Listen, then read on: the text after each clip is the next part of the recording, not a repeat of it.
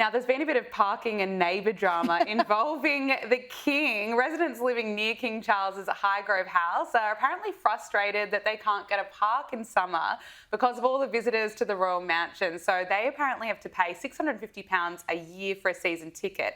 And locals say that they struggle to find a spot all day due to, there's so many people parking there to visit the house. It just shows how popular the King is. That's right. This is Highgrove, which is the house that he lives in with Camilla. This is a private house, and it's only the gardens that are open, but it's open for these summer months. Can you imagine, though? You've paid effectively 1,200 Australian dollars to park your car there. There's no designated parking just for the residents. So those bus loads, those visitors, they can just pull in there. They can whack into anyone's car. There's people who live in these houses that, have disabilities that can't get to their car to get to hospital appointments. My goodness. So, but you can imagine, somebody said to the King, do you think we might be able to, have more parking at Highgrove? If that were the case. No way. They don't want the public there. So while they're happy to open the gardens to show them. And look, it's great for the local village, of course, in terms of tourism and spending in the village. It's not great if you live there. They just have to put up those little orange cones, wouldn't they? To keep people out. Secure the parking spot. Now, Donald Trump is coming to London in September. He'll be the first US president to have 2 state visits, and this is apparently causing a few headaches because of the president's expectations. So there are negotiations happening right behind the scenes because of what Trump wants. What's going on here? It's hard to believe that President Trump has expectations, doesn't it? Look, he's, as you say, coming over in September, second visit. The thing is that what he would love, of course, is to visit Buckingham Palace and to ride down the Mall in one of those state carriages, which, of course, the Chinese president, Xi Jinping, he did that back in 2015 or 16, I believe it was.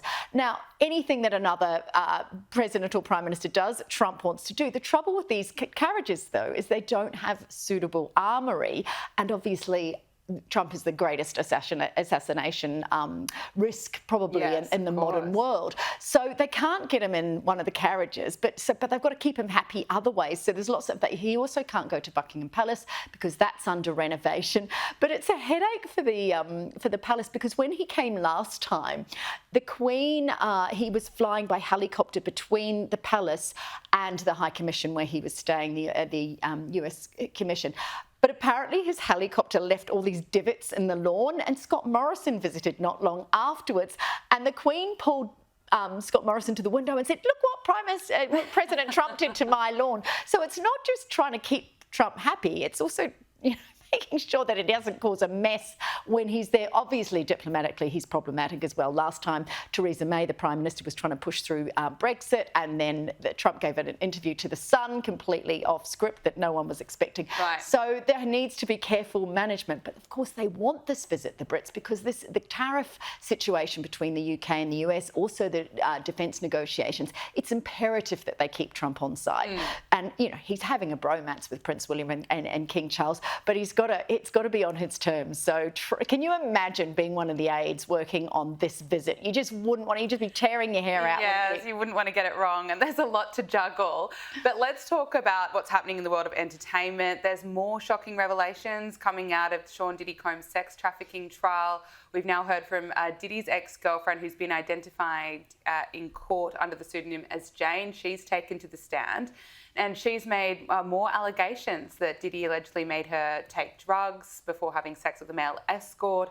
She also testified about Diddy's alleged violent behaviour, said that there was an incident where he put her in her chokehold, was kicking, punching her, really awful things coming out of this trial. Can you bring us up to speed? That's right. So she's, as you said, she's anonymous and she's using the name Jane. She also, of course, she was there when Diddy made the video where he apologised to Cassie Ventura, another girlfriend, about assaulting her in that incredible video that we've seen many, many times.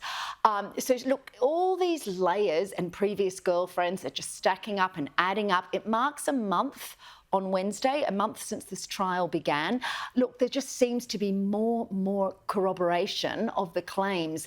And, you know, it's really distressing hearing a lot of this evidence. Look, Diddy's pushed back on one witness saying that, you know, her claims that he held her over a balcony should be a mistrial because that he couldn't have been in Los Angeles at the time and that the prosecution knew this. So he's always constantly, and his team are trying to muddy the waters along the way. But it's very compelling evidence at this stage, isn't it? I mean, only, as we know, allegations. But look, the fact that we keep... And look, I think, Gabriella, it's the fact that each allegation seems to mirror the previous one. So the evidence, it's aligned with each witness. So, I mean, an interesting case. We can never know a case until it comes to its conclusion. But, you know, he'll have minimum 15 years if he's found guilty of these charges. Yes.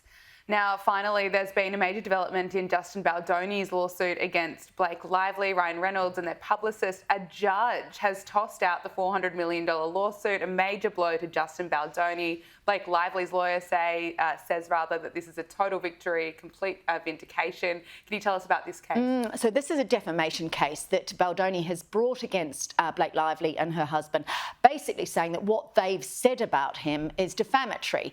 Now, the judge has come back and said all of this has been, or anything they've said has been delivered in legal argument as part of the allegations against Baldoni. So of course it's not, it can't be seen as defamation. So it's a risky talk to bring this case. He, of course, at this stage, yes, the judge has thrown it out, but we don't know what costs he will have to pay to the Lively team. But this just gets nastier and more toxic. It is a win for Blake Lively. The case, the sort of bulk of this case, of course, with her allegations against him about what happened on set, about lack of consent, that sort of thing, that's still due to go to trial, of course, in March 2026. But the toxicity between this pair will mean that once we get to March next year, all eyes will be on that case. Absolutely. Angela Mollard, thank you so much for joining us. Thanks.